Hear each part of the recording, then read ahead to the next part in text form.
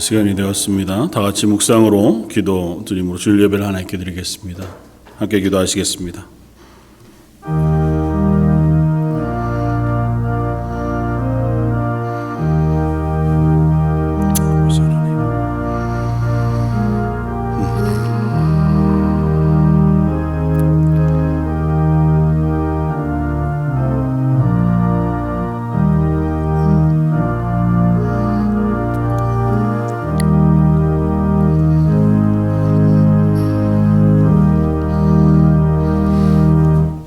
내가 말하기를 여호와는 나의 피난처시라 하고 지존자를 너의 거처로 삼았으므로 화가 내게 미치지 못하며 재앙이 내 장막에 가까이 오지 못하리니 하나님이 이르시되 그가 나를 사랑한즉 내가 그를 건지리라.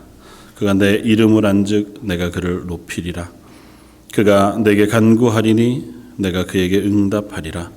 그들이 환난 당할 때에 내가 그와 함께하여 그를 건지고 영화롭게 하리라. 아멘. 우리의 피할 그늘이 되시고 우리의 기도의 응답자가 되시며 우리의 예배를 받으시는 하나님, 이 시간 하나님의 은혜를 구하며 하나님 앞에 나와 찬양과 경배를 올려드리오니 예배를 받아주시고 저희 가운데 영광의 풍성한 것으로 임재하여 주옵소서. 오늘 말씀 예수님 이름으로 기도드립니다. 아멘.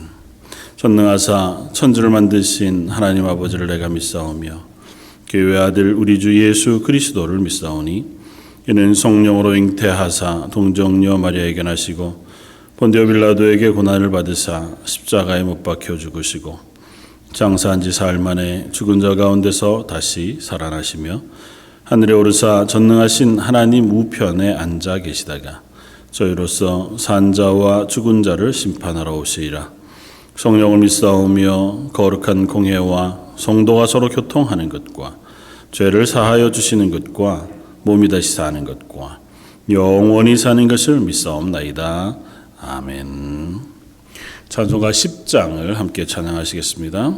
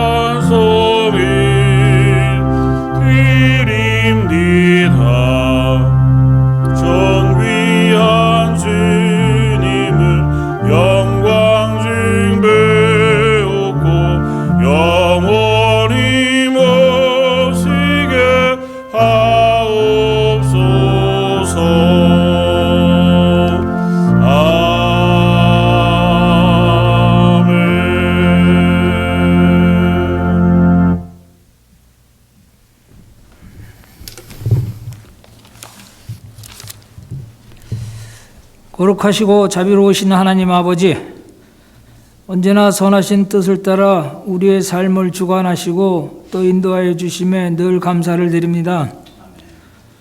지난 한 주간도 저희들 이런저런 모습으로 살다가 오늘 성령님 인도하심에 의지하여 예배의 자리에 나왔습니다.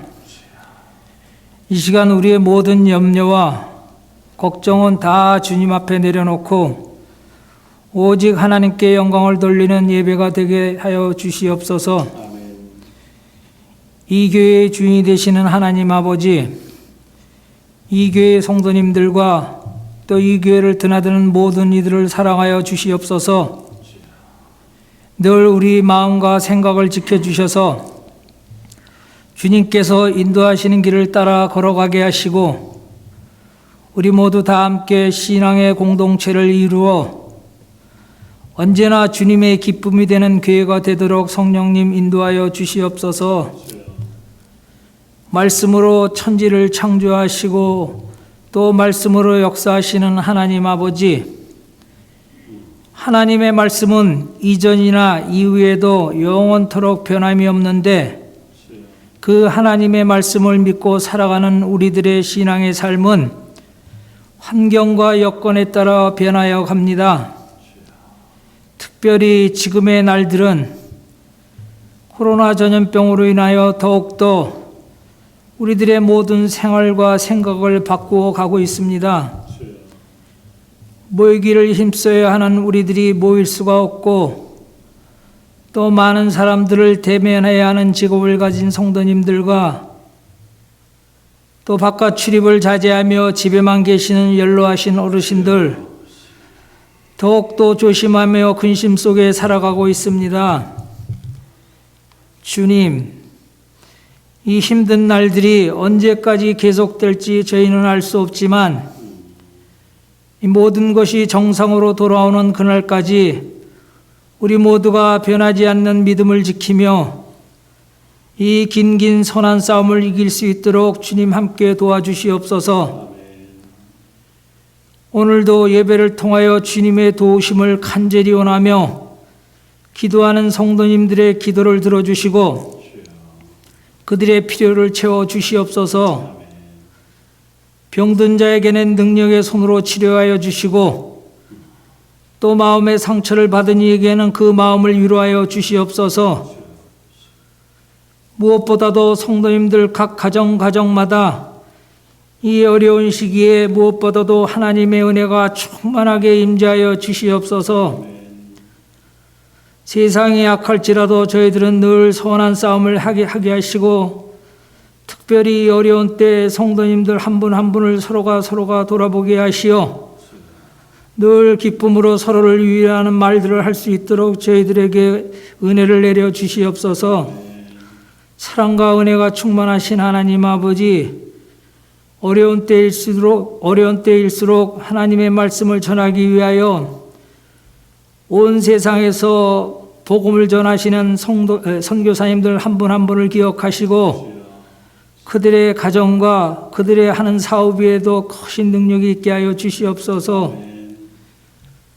우리의 본분이 하나님을 즐거워하며 영화롭게 하는 것을 기억하며 매 예배의 순서마다 봉사하는 손길들을 늘 기억하여 주시옵소서.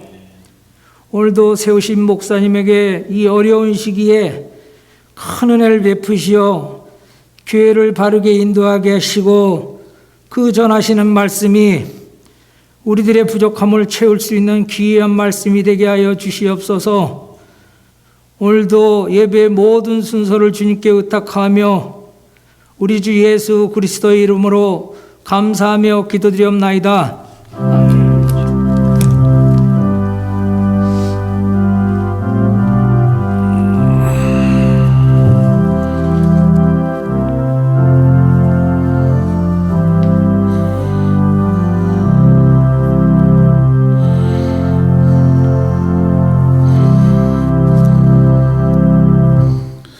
찬송가 419장을 함께 찬양하시겠습니다.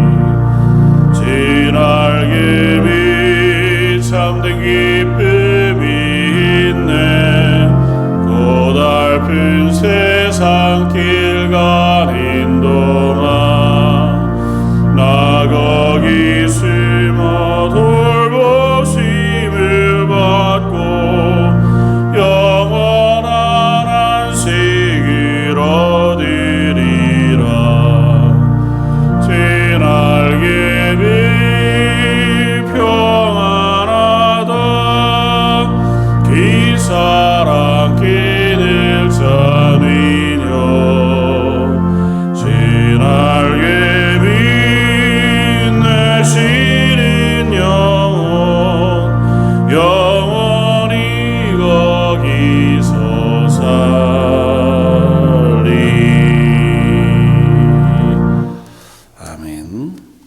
오늘 함께 나눌 말씀은 구약성경 시편 91편 1절로 6절까지 말씀입니다.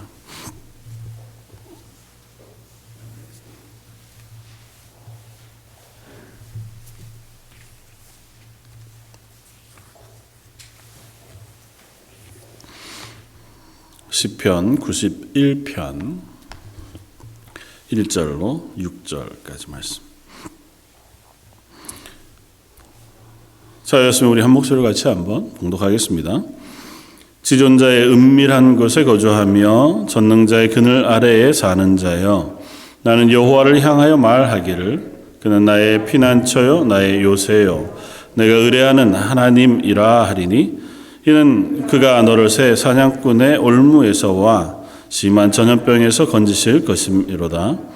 그가 너를 그의 깃으로 덮으시리니 내가 그의 날개 아래에 피하리로다. 그의 진실함은 방패와 손방패가 되시나니, 너는 밤에 찾아오는 공포와 낮에 날아드는 화살과 어두울 때 퍼지는 전염병과 밝을 때 닥쳐오는 재앙을 두려워하지 아니하리로다. 아멘. 또 한 본문은 룻기 말씀인데요. 그냥 룻기 말씀 전체를 말씀을 나누면서 한번 같이 생각해 보려고 합니다. 오늘은 나는 어디로 피하는가 하고 하는 제목으로 함께 말씀을 나누고자 하는데요. 하나님 앞에서 그리스도인들의 피할 곳이야 하나님 품밖에 없겠죠. 당연히. 그런데 그 질문을 조금 더 한번 진지하게 물어보았으면 좋겠다 하는 생각이 들었습니다.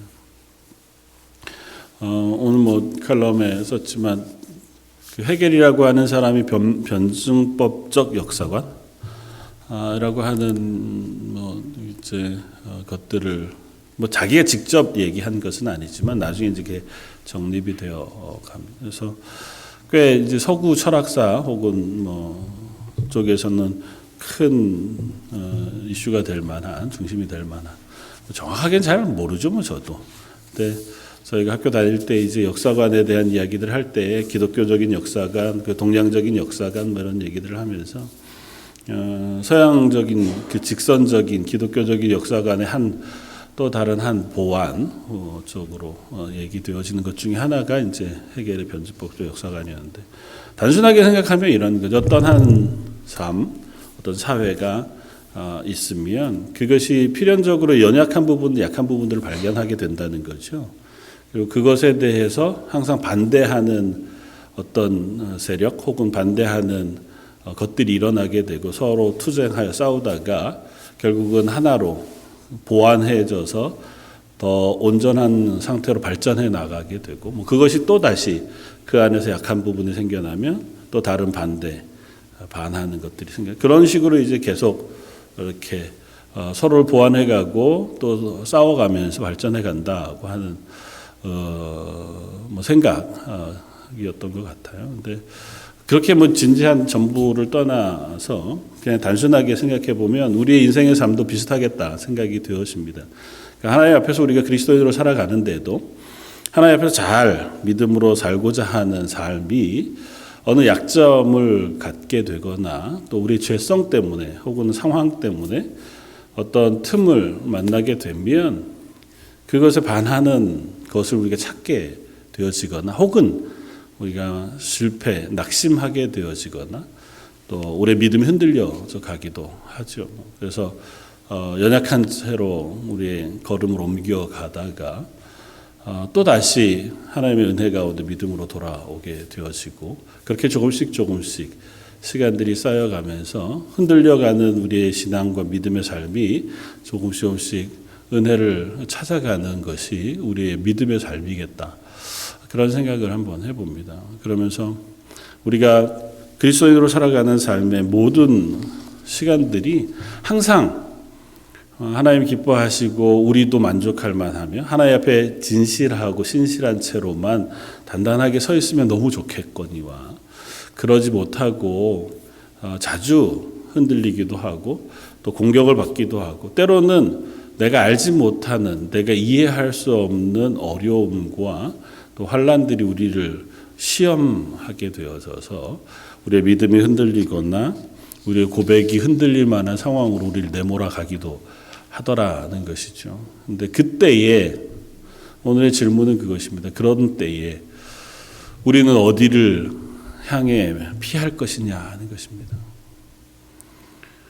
믿음이 우리가 아주 단단할 때 하나님 앞에서 흔들리지 않고 또 신실하게 하나님 앞에서의 삶을 살아가고자 애쓸 때에 물론 그때도 너무너무 중요하죠. 우리가 하나님을 온전히 바라보고 말씀 위에 서서 경건하게 하나님의 일꾼으로서의 삶을 살아가기 위해서 애쓰는 것도 중요하지만 반대의 경우에 그것이 무너졌을 때 그게 내 죄의 영향이든지 아니면 상황이 그렇게 됐든지 아니면 전혀 알 수 없는 상황. 오늘 함께 나누려고 했던 본문인 룻기에 나오는 나오미의 상황과 같이 자기가 의도치 않았지만 닥쳐온 아주 견디기 어려운 그 삶의 자리. 그런 때에 아무것도 붙잡을 수 없고 또 그것으로 내 신앙을 온전히 살아가기 힘든 그때에 우리는 어디를 향해 피해야 할 것이냐 하는 것입니다. 그리고 그 고백은 그리스도이니까 너무 정확하게 알죠. 특별히 오늘 우리가 읽은 시편 91편의 고백을 따르면 지존자의 은밀한 곳에 거주하며 전능자의 그늘 아래 거주하는 자요. 그는 하나님께서 그를 보호하시고 그를 품으신다고 고백하는. 그래서 하나님께서 우리를 붙잡으실 때 우리가 하나님께 기도하면 그에게 응답하시고 환난 날에 우리를 건지셔서 우리를 영화롭게 하실 것이다 하고 고백하는 그 고백을 우리가 믿습니다. 그러니까 그때는 당연하죠. 하나님께 피해야죠. 우리가 이렇게 답하거든요. 하나님께 피하는 건 뭡니까? 기도해야죠. 우리가 그 답을 모르지 않습니다. 또 우리가 설교하면서 목사들이 저도 자주 그런 설교를 하지만 그게 설교하면 아멘 그렇습니다 하고 고백하기는 하지만 또 다른 한편 은근하게 혹 그런 생각이 드시는지 모르겠습니다만 몰라서 그런 건 아니잖아요. 그 하는 마음들이 우리에게 있단 말이죠. 알죠. 하나님께 기도해야 하는 줄 알고 하나님 우리의 피난처가 되시는 줄도 알죠. 근데 거기에 피하는 건 어떤 걸까요? 어떻게 하는 걸까요? 그것이 정답이라면 내가 그 답을 맞추면 이 문제가 해결돼야 그래야 그 다음으로 가는데 기도해도 해결이 안 되더라는 거잖아요. 물론 하나님이 응답하시지 않는 건 아닙니다. 그러나 우리의 마음에 그런 때가 있더라는 거죠. 흔들릴 때는 한없이 흔들리잖아요. 내 믿음의 연약한 자리로 이렇게 내려가기 시작하면 우리가 얼마나 저 밑바닥까지 내려가는지 모릅니다. 그 담대했던 믿음들이 하나도 없이 사라져 버리는 것 같고 하나님을 향한 그 신뢰도 막 흔들려 버리는 것 같고 하나님의 말씀도 하나도 안 믿어지는 것 같기도 하고 불만과 분노가 쌓여가기도 하고 또 우리의 죄의 영향이 우리를 갉아먹기 시작하면 죄가 죄를 불러오게 되어서 점점 더 심각한 자리로 향해 내려가게 되기가 십상입니다. 아, 내가 잘못했구나. 하나님 앞에 돌이켜야지. 회개하고 그리고 다시 경건한 자리에 서야지. 마음은 그런데 글로 가지 않고 더 다른, 더 심한 자리로 내려가게 되는 것이 우리의 연약한 모습인 것을 봅니다. 그걸 잊기 위해서 선택하는 것들 혹은 그것을 해결하기 위해서 선택하는 것들 역시 하나님의 말씀을 읽고 기도하고 경건한 자리에 서는 것보다 세상이 추구하는 방식들을 선택할 때가 많거든요. 아주 단순하게는 재밌는 TV를 보는 거죠. 아니면 시간을 보내거나 오락을 하거나 술을 마시거나 아니면 조금 더 다른 방식으로 그것들을 잊어버리거나 해결해 보려고 한 노력을 해가기도 하고 그 마음을 풀어보려고 하기도 하더라는 것입니다. 말씀과 내 삶이 딱 잘 맞아지지 않더라는 것. 그럴 때에 오늘 말씀이 고백하고 있는 이 시편 기자가 지존자의 은밀한 곳에 거주하고 전능자의 그늘 아래 거하는 것, 하나님 품에 피하는 것, 도대체 그건 무엇일까 하고 하는 질문을 한번 함께 나누어 보았으면 좋겠습니다. 저 여러분들의 삶이 항상 하나님의 신실한 자리, 믿음의 담대한 자리에만 서 있지 못한다고 했을 때, 그때도 중요하지만 그러지 못했을 때 우리가 하나님께로 피하는 것은, 또 하나님의 품을 의지하고 하나님의 은혜 가운데로 나아가는 것은 우리에게 너무도 중요한 문제일 수밖에 없겠다. 그때에 하나님께로 돌아오고 하나님의 은혜 아래 거주하게 되어질 때 우리는 비로소 그리스도인으로서의 삶을 살아갈 수 있는 힘을 얻게 될 테고, 그것이 쌓여가면서 우리는 이 땅을 그리스도인으로 살아가게 되어지는 것일 겁니다. 이 땅의 삶이 그리스도인으로 길을 걷는 것이라고 저는 생각해요. 목표를 이루는 것이거나 혹은 무엇을 찾아가는 것, 길을 찾는 것이라기보다 하나님께서 우리에게 허락하신 길들을 담담하게 혹은 담대하게 걸어가는 것이라고 생각합니다. 그 걸어가는 걸음 속에서 방향을 잃지 않고 하나님의 은혜 가운데, 하나님의 말씀 가운데 서서 그 길을 걸어가는 것이 그리스도인이라면, 혹 그 방향이 틀어지고 내 마음이 그곳에서 멀어져 갈 때 다시 하나님께로 향하는 그와 같은 고백, 그리고 그와 같은 고민, 그리고 그것을 우리 속에서 어떻게 해낼 것인가 하는 질문들은 꽤 중요하겠다 생각이 되었습니다. 오늘 함께 나누려고 하는 본문은 룻기 말씀이고요. 룻기는 룻기로 기록되어져 있지만 룻에 대한 이야기라기보다는 나오미에 대한 이야기로 읽는 것이 합당하겠다. 왜냐하면 나오미 이야기가 훨씬 더 많거든요. 룻의 얘기도 많지만. 그리고 비교적 4장에 이르는 아주 짧은 말씀이지만 사사시대 말기에 그때 당시 이스라엘의 형편을 잘 보여주면서 한 여인 그리고 한 가족이 만난 환난과 어려움, 그리고 그것을 하나님께서 고치시고 회복시키시는 은혜의 역사들을 우리에게 들려줍니다. 나오미라고 하는 여인은 남편과 아들들과 함께 베들레헴에 살다가 모압이라는 땅으로 이주해 갑니다. 베들레헴에 먹을 것이 떨어지고 사는 삶의 어려움을 겪게 되자 이주해 간 거죠. 이주해서 모압이라는 땅에서 10여 년 이상을 거주하면서 그곳에서 며느리들을 얻고 그 땅의 삶을 살아가는데, 어느 날 어느 시간들이 지나면서 그에게 닥친 환난이 남편도 아들들도 죽게 되어지는 상황이 되고 말았습니다. 그러니까 자기가 가졌던 모든 것들 다 잃어버리고 만 거죠. 이주한 땅에서 자기 민족이 아닌 곳에서 살아가는 삶 속에 자기가 의지했던 남편과 아들들이 다 죽고 이제는 모압에서 얻은 며느리 둘만 남아있는 상황, 그 상황의 어려움 속에 나오미가 결단하고 고향인 베들레헴으로 돌아가기로 결정합니다. 그리고 고백하는 것은 어차피 내가 이곳에 온 것이 잘 살기 위해서였는데 그 삶이 다 무너져 버리고 말았어요. 그러니 어떻게 해야 할 것인가 하고 하는 질문이 그에게 있었겠다 생각이 되었습니다. 좀 더 나오미의 마음을 다 들여볼 수는 없고 성경에 표현하고 있지 않지만 그런 질문을 하지 않았겠어요? 내가 뭐 하자고 여기 와서 이런 꼴을 당하나? 하나님 도대체 나 어떻게 하시려고 나를 여기까지 끌고 가시는 겁니까? 하나님 난 도대체 어떻게 해야 합니까? 그런 질문이 나오미에게 있지 않았겠어요? 의지할 수도 없고 의지할 것도 없고 어떤 소망을 기대할 만한 아무것도 없어요.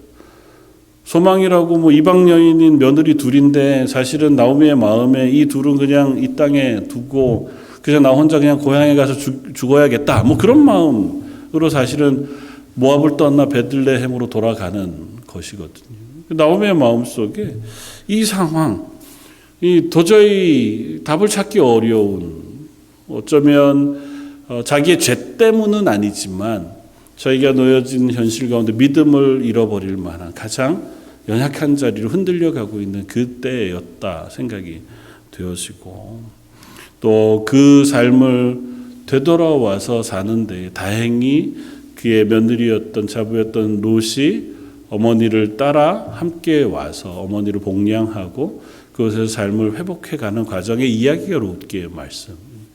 그 말씀들을 통해서 우리는 여러 가지 질문을 해볼 수 있습니다. 나오미의 인생이 우리의 인생과 비슷한 부분이 있겠다. 성경 안에 믿음의 숱한 사람들이 있고 또 하나님께서 믿음으로 온전하게 그 걸음을 걸을 때 복 주신 다윗과 같은 사람, 아브라함과 같은 하나님의 복받은 그 인물들에 대한 이야기들도 있지만 성경에는 욥이나 나오미와 같이 그의 인생의 고난과 어려움 가운데 놓여져 있는 사람들의 이야기들도 있고 또 그들의 이야기가 오히려 우리의 현실과 훨씬 더 많이 닮아 있기도 하다고 생각이 되어져요. 우리가 살아가다 보면 늘 감사한 것도 많지만 우리 마음속에 어렵고 힘겹고 또 우리 속에 일어나는 의문과 질문으로 가득한 시간들을 보내가기도 하니까요. 그러니까 나오면 똑같은 질문은 아니어도 하나님 왜인가요? 하는 질문을 해볼 만한 상황에 놓여졌을 때에 우리는 이 말씀들을 한번 묵상하면서 우리의 질문들을 하나님께 할 수 있는 시간들이기도 했으면 좋겠다. 나오미의 상황 그리고 룻기의 상황 속에 나오미가 스스로의 상황을 가장 잘 표현하고 있는 본문은 룻기 1장 20절 21절 말씀일게요. 나오미가 그의 자부인 룻과 함께 베들레헴에 도착합니다. 나오미라는 이름 자체가 기쁨이라는 이름이거든요. 그러니까 고향에 돌아오니까 고향 사람들이 나오미를 알고 반겨요. 그러니까 그들에게 이야기하기를 나를 나오미라 부르지 말고 나를 마라라 부르라. 이는 전능자가 나를 심히 괴롭게 하셨습니다. 내가 풍족하게 나갔더니 여호와께서 내게 비어 돌아오게 하셨느니라. 여호와께서 나를 징벌하셨고 전능자가 나를 괴롭게 하셨거늘 너희가 어찌 나를 나오미라 부르냐. 그러니까 나를 기쁨, 즐거움이라고 부르지 마라. 난 즐겁지 않다. 갈 때는 풍족했지만 지금 돌아올 때는 마라, 고통, 슬픔이 되어서 돌아온 나의 삶에 대해서 스스로가 고백하고 있는 거예요. 전능자가 하나님께서 나를 이렇게 만드셨다. 징계하셨다. 그게 어쩌면 불만일 수 있죠. 토로일 수 있습니다. 하나님께서 룻기를 통해서 나오미나 그의 가족이 범죄했다고 얘기하지 않으세요? 억지로 추측하자면 이스라엘을 놓아두고 모압으로 간 것이 잘한 일은 아니겠다. 그렇게 얘기할 수 있지만 성경 거기에 대해서 그것 때문에 하나님께서 그 가족을 징계하셨다고 얘기하지 않거든요. 그러니까 나오미에게 닥친 이 어려움은 나오미가 볼 때에는 하나님께서 왜 그러셨는지 모르지만 나를 이곳으로 던져 놓으셨다 이렇게 표현할 만한 상황인 거예요. 내 기쁨을 다 앗아가 버리시고 내게 슬픔과 고통만 남아있는 이 상태 그리고 돌아와서 사람들에게 그 고백과 토로를 하고 있는 거죠. 내가 이와 같은 상태라고 하는 것입니다. 나는 나오미가 아니라 이제 마라라고 하는 거죠. 우리의 인생도 그리스도인으로 살아가는 삶도 이 사이의 삶을 사는 것 같아요.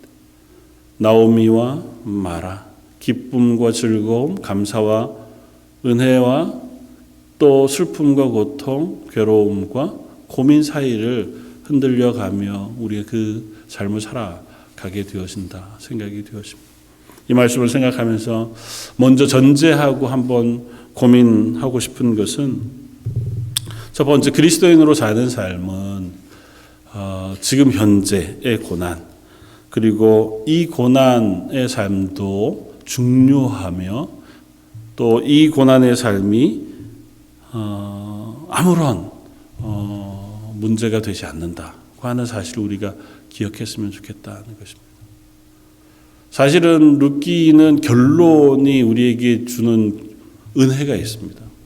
하나님께서 마라라 스스로 고백했던 나오미의 품에 손주를 안기시고 그 가정을 회복시키시는 은혜를 베푸셔서 슬픔을 기쁨으로 바꾸신 결론 그것이 우리에게 주는 은혜가 너무 큰데 사실은 그 결론으로 갈 때까지의 인생도 나오미의 인생이자 그 인생 가운데도 하나님은 그와 동행하고 계시다고 하는 사실을 우리가 기억할 필요가 있습니다. 그 결론에 이르지 못했다면 나오미의 삶이 아무것도 아니냐, 의미 없는 삶이냐, 그렇지 않다는 거예요. 거기까지 걸어가는 그 모든 길은 나오미에게 있어서 마라와 같은 길이었다 할지라도 그 길 역시 하나님 안에서 걸어간 그리스도인의 길이라고 하는 사실을 우리가 기억할 필요가 있다는 것입니다. 그러니까 우리의 삶도 마찬가지입니다. 우리가 하나님의 은혜 가운데 승승장구하고 기쁨으로 가득한 그 삶만이 하나님의 은혜 아래 있는 삶이다고 우리가 생각할 필요가 없다는 거죠. 때로는 우리는 그게 우리의 죄 때문이든 우리가 알지 못하는 어떤 것이든 간에 우리는 기쁨과 나오미와 마라, 슬픔 사이를 흔들리며 이 땅에 그리스도인의 삶을 살아갈 수밖에 없는 존재라고 하는 사실을 기억할 필요가 있고, 그 삶은 너무도 평범하고 당연한 삶이라고 하는 사실을 우리가 기억할 필요가 있습니다. 이 땅을 살아가는 동안 우리는 이 땅 안에서 걸어가는 그 걸음이 긴 마라톤과 또 긴 경주와도 비교되어지는 것을 우리가 압니다. 사도 바울의 고백처럼 하나님 맡기신 소명을 따라 부단히 다름질하는 걸음이기도 하고, 혹은 우리에게 맡겨진 인생을 그저 그리스도인으로 잘 살아내기 위하여 부단히 걸어가는 삶일 수도 있지만, 그 모든 길이 하나로만 승리, 성공으로만 이어지지는 않는다는 사실을 우리가 기억할 필요가 있고, 그것이 우리에게 고통, 마라와 같은 삶으로 우리에게 주어진다고 해도 결코 그것이 우리의 죄악이자 징벌이기만 하다고 하는 사실을 우리가 그렇게 생각할 필요는 없다는 것입니다. 유명한 신학자 가운데 한나의 아이라고 하는 책을 쓴 스탠리 하워스라고 하는 신학자가 있습니다. 이건 아주 신실한 신학, 시카고에서 이제 오랜 시간 가르치고 또 그랬던 분인데요. 한나의 아이라고 하는 책을 보면 그의 고난과 그의 질문에 답이 없으신 하나님에 대한 고민을 담아 글을 쓰고 있습니다. 결혼한 후에 그 결혼한 그 아내로부터 경험되어지는 고민에 대해서 꽤 긴 시간을 할애했었어요.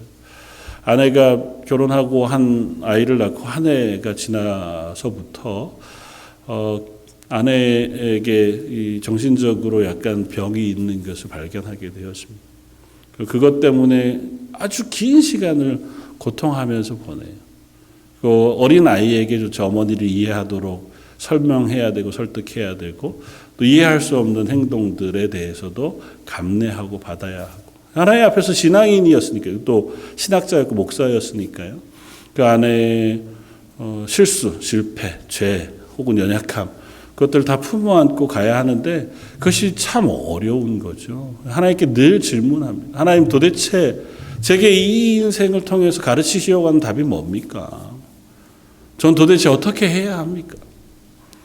한 24년인가 되던 긴 결혼 생활 끝에 아내가 다른 남자와 결혼해야겠다. 외도. 그리고 당신하고 이혼해야겠다. 그거 하지 않으면 안 될 상황까지 몰려가게 돼요. 어쩔 수 없이 아내와 헤어지게 되어지는 그 모든 이야기들을 듣습니다. 그러면서 자기는 아직도 답을 못 찾겠더라는 거예요. 그러면서 이 사람이 고백하는 고백은 그리스도인으로 산다는 것은 답 없이 사는 것을 배우는 시간인 것 같다고 고백을 합니다. 자기는 신학자이자 목사이지만 그리스도인으로 이 시간을 살아오는 동안 자기는 정답을 모르겠더라는 거예요. 그러나 답이 없지만, 답이 없는 그 시간 속에서도 그리스도인으로 살아가는 것, 그것이 자기가 배운 삶이라는 겁니다. 자기는 아직도 여전히 그 상황이 또 닥친다고 하면 또 어떻게 행동해야 할는지 전혀 모르겠다. 그러나 분명한 것은 그 순간에도 나는 그리스도인으로 살아야 하고 하나님의 살아계심을 믿으며 그 은혜 가운데 살기를 애써 살아갈 것이라는 것입니다. 그가 그랬듯이, 나오미가 그랬듯이 그들에게 주어진 답이 없는 상황은 또한 우리들에게도 주어지기도 한다는 사실을 우리가 생각합니다. 우리가 어떻게 다 모든 것을 이해하겠습니까? 그리고 대부분의 것들을 우리가 어떻게 충분히 납득하면서 받아들이겠어요? 그게 내 죄악으로 혹은 내 욕심으로 잉태되어진 어려움이라 하더라도 우리는 그거에 대한 핑계거리를 너무너무 잘 알거든요. 남의 눈에 있는 티끌은 우리가 늘 명확하게 찾아낼 수 있어도 내 눈에 있는 들보는 그것이 있을 만한 충분한 이유를 10가지도 될 수 있거든요. 다 이해가 돼요. 그러니까 거기에서 닥쳐지는 당연한 결과가 아니더라도 어떤 결과들에 대해서 우리는 납득하기 어렵습니다. 하물며 내가 그런 것조차 짐작할 수 없는 어떤 상황 속에 놓이게 되면 그걸 어떻게 우리가 이해하고 그 답을 찾겠어요? 하나님 앞에 부르짖는다고 해서 하나님 그건 이런 거란다고 응답해 주시거나 답해 주셔도 아마 우리 납득하지 못할 거예요. 그러나 분명한 것은 우리에게 그런 시간들이 다가온다는 것입니다. 필연적인지는 모르지만 우리가 걸어가는 삶 속에는 때로는 우리가 그런 자리에 서기도 한다는 것이고, 그렇다고 하면 우리가 고민해 볼 것은 그것이 우리에게 있어서 숨겨야 하거나 혹은 감추어야 할 만한 일만은 아니라고 하는 사실을 우리가 기억할 필요가 있습니다. 나오미가 그 슬픔, 그 고통 속에 놓여졌을 때 처음 긴 시간 고민했겠죠. 그 입술을 통하여 고백하는 처음 고백은 고향으로 돌아가야겠다는 것이었습니다. 하나님께서 여호와의 백성 당신들에게 음식을 풍족하게 주셨다고 하는 소식을 듣고는 이제 가뭄을 피해 왔던 이 땅에서 다시 고향으로 돌아가야겠다고 하는 것이 나오미의 첫 고백이었습니다. 생각해 보면 나오미의 마음이 자기를 잘 아는 사람이 야 어쩌다 너 그렇게 됐니 하는 얘기를 듣고 싶진 않았을 거예요. 그가 아까 고백했던 것처럼 나를 더 이상 나오미라 부르지 마라. 난 이제 마라가 되었다고 고백하는 것이 그냥 내 형편을 설명해 줄게 이런 건 아니잖아요. 자기의 답답하고 안타까운 심경을 잘 아는 친구들 혹은 친지들에게 안타까이 고백하는 고백이잖아요. 만약에 우리들 같으면 아마 그런 상황 만들기 싫어서 가더라도 고향으로 안 갔을 가능성이 더 높겠죠. 피하더라도 나 모르는 사람, 나 아는 사람 없는 데로 가고 싶은 게 인지상정이어서 내가 힘들고 어려운 상황, 내가 고통당하고 아팠던 혹 범죄했던 일들이 있다면 그거 다 모르는 대로 도망하고 싶은 게 우리의 솔직한 마음이잖아요. 내 연약한 걸 들추어내고 싶지 않고. 특별히 우리가 모든 삶이 다 그렇지만 이민 땅에서 살아가면서 서로 많이 조심하는 것 중에 하나, 또 잘 안 하려고 하는 것 중에 하나가 우리들의 연약한 부분들을 잘 드러내려고 하지 않습니다. 내 괜찮았던 이야기만 하려고 하고, 내가 괜찮았던 때의 이야기만 하려고 하고, 내가 연약했던 것들은 혹 잘못 이야기하면 이게 돌고 돌아서 내 약점이 돼요. 내 뒤통수를 치는 일이 너무 많아서 웬만하면 내 연약한 부분들이나 내 연약한 모습들은 솔직히 이렇게 잘 드러내서 나누거나 또 드러내려고 하지 않습니다. 흠이 될 만한 것이 아님에도 불구하고 흠이 되는 것 같아 보여요. 아픈 게 죄인가요? 아프면 서로 나누어서 기도 부탁하고 그것 함께 은혜를 나눠야 돼. 왠지 마음에 그거 이렇게 알려지는 게 싫고 그게 내 흠 잡히는 것 같은 마음이 생긴단 말이죠. 그렇지 않습니다. 저도 그런 부분이 없지 않겠지만 오늘 말씀 가운데 우리가 확인하는 것은 우리의 연약한 부분들, 그건 우리의 죄의 결과여서 내가 받는 징계만은 아니라는 것입니다. 그것은 성도들의 삶 속에 때로는 일어나는 일이고 또 그 삶을 통하여 하나님이 우리를 은혜로 덮으시는 수단을 삼으시기도 하고 우리의 믿음을 자라게 하는 수단으로 삼으시기도 하고 오늘 본문으로 통해 우리가 확인하고 싶은 것 중에 하나인 하나님을 향하여 피하게 하시는 수단이 되게 하시기도 하셔서 그것이 꼭 숨겨야 할 만한 일만은 아니라고 하는 사실을 먼저 생각해 보았으면 좋겠습니다. 특별히 성도들끼리 함께 우리가 서로의 어려운 부분들 위하여 위로하고 격려하며 기도하면서 하나님의 공동체가 되도록 하셨는데, 교회 안에 그런 부분들을 나누는 나눔, 그 모습들이 사라져버리고 만다면 우리가 참 좋은 하나님이 베푸신 은혜의 수단을 놓쳐버리는 것이기도 하겠다는 생각이 들어요. 하나님 앞에서 누구나 우리는 어려움을 겪을 수 있습니다. 슬픔을 당할 수 있습니다. 위대한 신학자였던 칼빈도 동일한 고백을 합니다. 하나님의 자녀들은 누구에게나 고통스러운 현실, 마라의 상황을 만날 수밖에 없다. 이 땅을 산다고 하는 것은 그걸 전제하는 삶이기도 하다. 그러므로 교회 안에서 그것들을 나눌 그 공간 혹은 공동체가 되어야 한다고 하는 사실을 이야기합니다. 왜냐하면 그것이 비로소 은혜의 수단이 되기 때문에, 우리가 고난의 자리 그 가운데서 함께 기도함으로 또 함께 서로를 격려함으로 하나님의 은혜를 경험하는 수단이 되는데, 그것들을 감추고 나누지 않게 되면 하나님의 은혜를 나눌 수단 자체가 사라져버리기도 한다는 거예요. 내 인생을 자랑하려고만 우리가 예배 자리에 서는 건 아니잖아요. 난 괜찮아만 얘기하기 위해서 하나님 앞에 서는 것은 아니라고요. 하나님 앞에 피한다고 하는 것은 하나님 감사합니다, 우리가 늘 감사의 고백을 해야 하지만 그것만으로 이 자리에 서는 건 아니란 말이죠. 우리가 가지고 있는 고민과 어려움, 질문, 또 심각하게는 우리의 죄의 문제들을 하나님 앞에 드러내놓고 고백하고 하나님의 은혜를 구하는 자리에 서는 것이 예배의 자리이고, 그 하나님의 그늘 아래 피하는 것이라고 하면 우리가 그 고백을 함께 나누고 또 그 고백을 하나님의 은혜를 바라면서 하나님의 은혜 앞에 내려놓는 과정들이 필요하다는 것입니다. 그래서 두 번째는 우리는 우리의 연약함을 하나님께 들고 나오는 것, 그것이 여호와께 피하는 삶이다. 전능자의 그늘에 피한다고 하는 이 고백을 하고 있는 시편 91편은 자기의 죄의 문제거나 그런 문제들에 대한 고백을 하고 있지는 않아요. 전체적으로 문맥을 따져보면 그가 만난 환난, 대적들의 위협, 그 가운데서 여호와께 피하는 자는 하나님께서 그를 지키실 것이다. 심지어 7절 이하에 보면 천사를 보내셔서 우리를 보호하시고 지키신다고까지 말씀하세요.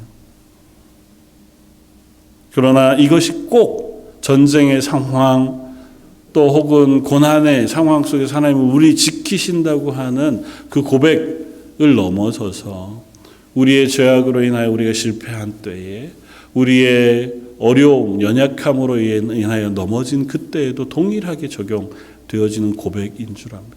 그때에 하나님을 향해 피하는 것. 전능자, 나의 삶의 주인이신 그분에게 나를 맡겨드리는 것, 그것이 그리스도인이 이 땅을 살아가는 방식이고, 우리의 연약한 문제가 있을 때 그 분 앞에 나아가는 것은 회개하고 하나님의 은혜를 구하는 것입니다. 우리의 부족하고 힘겨운 상황이 있을 때에는 하나님께 부르짖고 도우심을 구하는 것이기도 하고, 우리의 연약함, 내 심정의 혹은 삶의 죄의 부분들이 우리를 넘어뜨리고 있을 때에는 단호하게 그 부분들을 하나님 앞에 내려놓고 회개하고 나아가는 것이 우리의 고백을 들고 하나님께 피하는 것인 줄 압니다. 점점 더 우리에게는 하나님 앞에 회개하며 나아가는 삶이 줄어든다고 생각이 되어서요. 하나님의 은혜를 구하기도 하고 하나님의 도우심을 구하고 부르짖기도 하지만 우리의 죄를 하나님 앞에 들고 나아가 하나님의 은혜를 구하며 긍휼하심을 구하며 회개하고 나아가는 고백들은 많이들 사라져가고 있는 것은 아닌가. 하나님께 피한다고 하는 것은 내 삶을 다 아시는 하나님 앞에 내 삶 전부를 드러내어 들고 나아가는 거죠. 내가 보여드리고 싶은 부분만, 아니면 내가 말하고 싶은 것만 내가 원하는 때에 하나님께 나아가는 것이 아니라 내 삶의 모든 시간 속에 하나님 앞에 그 모든 것들을 드러내어 나아가는 것이고, 그 하나님의 전능자의 그늘 아래 우리가 피한다고 하는 것은 그 하나님의 뜻 아래에 내 삶을 놓으려고 한다는 것입니다. 전능자의 그늘 아래 피하는 건 내가 막 하늘에서 우박이 쏟아질 때만 살짝 들어갔다가 그치면 다시 나오고 그러는 건 아니라, 하나님의 품 안에서 하나님의 인도하심 가운데 하나님의 손 안에 삶을 살아간다는 것은 하나님의 말씀 안에 사는 거고, 하나님의 뜻 가운데 사는 것이며, 하나님의 인도하심 가운데 서기 위해 애쓰는 거예요. 그 두 가지예요. 세상이 즐거워하는, 우리가 세상을 따라가는 죄를 벗어버리고 하나님이 기뻐하시는 하나님의 말씀에 순종하게 하여 애쓰는 것, 두 가지로 극명하게 고백되어지는 것. 시편 91편에 전능자의 그늘 아래 거주하며, 은밀한 곳에 거주하며 전능자의 그늘 아래 건다고 하는 이 고백, 야, 하나님이 날 덮어주시면 좋겠다, 하나님이 날 보호해 주시면 좋겠다, 그것으로만 끝나는 것이 아니고 우리가 그분의 그늘 안에 들어가야 한다. 하나님 이미 우리를 하나님의 것 삼으셨지만 우리가 그 하나님의 그늘 아래 들어가 내 죄를 회개하고 내 연약한 부분들을 들고 나아가 하나님의 은혜를 구하고 하나님의 도우심을 구하며 그 하나님 앞에 서는 것, 그것이 우리들에게 허락되어진 하나님의 은혜의 자리인 줄 압니다. 룻기는 연결되어져서 하나님께서 나오미의 삶을 룻이라고 하는 자부와 보아스라고 하는 사람을 통하여 회복시키시는 이야기를 우리에게 들려줍니다. 두 사람 모두 다 나오미에게 있어서 의무를 가진 사람들은 아니에요. 룻은 이방 여인이었고 자기의 남편이 이미 죽어서 시모인 나오미를 따라 이방 나라인 베들레헴, 이스라엘로 돌아가야 할 의무가 없는 사람이에요. 심지어 나오미는 그 자부인 롯에게 너는 모압으로 가서 네 남은 여생을 살아라. 젊은 룻이 과부가 되어서 그 시대에 이방 나라인 곳으로 와 사는 것 자체가 거의 삶으로 불가능한데 떠날 것을 간곡히 부탁하고, 그렇게 떠났음에도 불구하고 롯은 끝까지 어머니 시어머니를 따라 가기로 작정합니다. 어머니 하나님이 나의 하나님이 되실 것이다. 자기가 어머니가 가는 곳에 나도 갈 것이라 그 고백하는 그 룻의 신실함, 그건 룻이라고 하는 여인의 신실함이기도 하지만 그걸 통해서 하나님께서 그림으로 보여주시고자 하시는 하나님의 신실함의 이야기를 하는 거예요. 하나님 우리에게 신실하세요. 우리가 하나님 앞에 하나님이 기뻐할 만한 자리에 서거나 하나님의 만족할 만한 자리에 서지 않는다 할지라도 하나님이 우리를 향하여 베푸시는 사랑은 늘 신실하세요. 그러니까 그분께 피하는 것은 우리가 그 하나님의 은혜를 경험하는 최고의 수단이 되어진다는 거죠. 또 다른 한 사람은 보아스라고 하는 사람인데 이 사람 역시 나오미의 인생에선 좀 먼 사람이에요. 가까운 친척이기는 하지만 그가 의무를 가지고 룻과 결혼하여 이 나오미의 품에 아이를 안겨줄 만한, 그의 가정들을 지켜줄 만한 의무가 없는 사람입니다.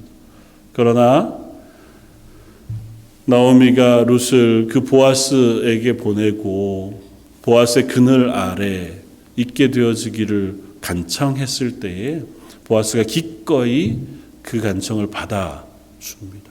그리고 내가 정숙한 여인인 줄 아니 절차를 따라 합법적으로 상황을 따라 그가 이 문제를 처리하겠다고 이야기하고 신속하게 그 일들을 처리해가는 모습들을 보아스가 보여줍니다. 하나님 우리를 향하여 보이시는 방법도 동일하다 생각이 되어집니다. 하나님의 그늘 아래 피하고자 할 때에 하나님은 우리를 그 품 안에 품으시되 가장 좋은 방법으로 신속하게 하나님의 은혜로 우리를 덮으시는 하나님이신 줄 믿습니다. 저 여러분들이 때로는 답이 없는 시간들을 지나기도 하는 줄 압니다. 그리고 그 상황 속에도 하나님 앞에 부르짖고 간구한다고 해서 당장 그 정확한 답이 내게 주어져 만족할 만한 자리에 서게 되지 못할 수도 있다는 사실 우리가 압니다. 그럼에도 불구하고 우리가 여전히 우리의 하나님이 되시는 하나님을 기억하고 그분 안에 우리의 삶을 맡겨드리고 그 은혜의 자리에 우리가 피해가면서 이 땅의 삶을 살아갈 수 있는 저와 여러분들이었으면 좋겠고, 그런 삶을 하나님께서 기필코 하나님의 은혜의 자리로 인도해 가시라고 하는 사실을 우리가 기억할 수 있으면 좋겠습니다. 여전히 우리는 흔들리는 시간 속에 이 걸음을 걷지만 하나님의 허락하시는 믿음의 동역자 교회를 통하여 우리가 서로를 격려하고 위로하고 품어주고 함께 기도해 주므로 이 땅에서 그리스도인으로 삶을 살아갈 수 있는 저와 여러분들이었으면 좋겠습니다. 하나님은 교회를 피난처로 세우셨고 도피성으로 세우셔서 이 땅 가운데 때로는 범죄하고 혹은 때로는 비를 피하지 못하여 고난 가운데 있는 이들이 함께 모여서 서로 위로하고 또 서로 기도하며 이 땅의 그리스도인의 삶을 유지해 갈 수 있는 공동체로 만들어 주신 줄 믿습니다. 저희 런던 제1장로교회도 서로를 위하여 그런 공동체 되기를 원합니다. 할 수 있다면 서로의 약한 부분들을 드러내어 기도 부탁할 수 있는 교회가 되면 좋겠다. 그것이 죄의 문제라 할지라도 하나님 앞에 회개하고 하나님의 도우심을 구하며 서로의 연약한 부분들을 보듬어 줄 수 있는 그런 아름다운 공동체가 될 수 있으면 좋겠다. 내게 돌아올 것들을 걱정하지 않고 서로를 향하여 기도 부탁하고 서로를 격려하고 위로하는 것으로 세워져 가는 아름다운 공동체가 될 수 있으면 좋겠다. 그렇게 하나님의 은혜를 향하여 피하는 저 여러분들 되시기를 주님의 이름으로 부탁을 드립니다. 다시 한번 기도하겠습니다. 하나님이 이르시되 그가 나를 사랑한즉 내가 그를 건지리라. 그가 내 이름을 안즉 내가 그를 높이리라. 그가 내게 간구하리니 내가 그에게 응답하리라. 하나님 앞에 피하는 자를 지키시고 건지시며 보호하시는 하나님, 그 하나님을 기억하며 하나님의 날개 아래 거하는 저희들의 삶이 되기를 원합니다. 특별히 하나님의 교회 공동체로 모신 저희 런던 제1장로교회가 그렇게 서로를 보듬어 안고 서로를 위로하며 사랑하는 믿음의 공동체가 되기를 원합니다. 서로의 허물과 약점들을 덮어주고 그것들을 위하여 기도하며 이 땅에서 흔들리는 믿음을 고추세워 바로 나아갈 수 있는 믿음의 공동체 되게 하여 주옵소서. 오늘 말씀 예수님 이름으로 기도드립니다. 아멘. 찬송가 411장을 함께 찬양하시겠습니다.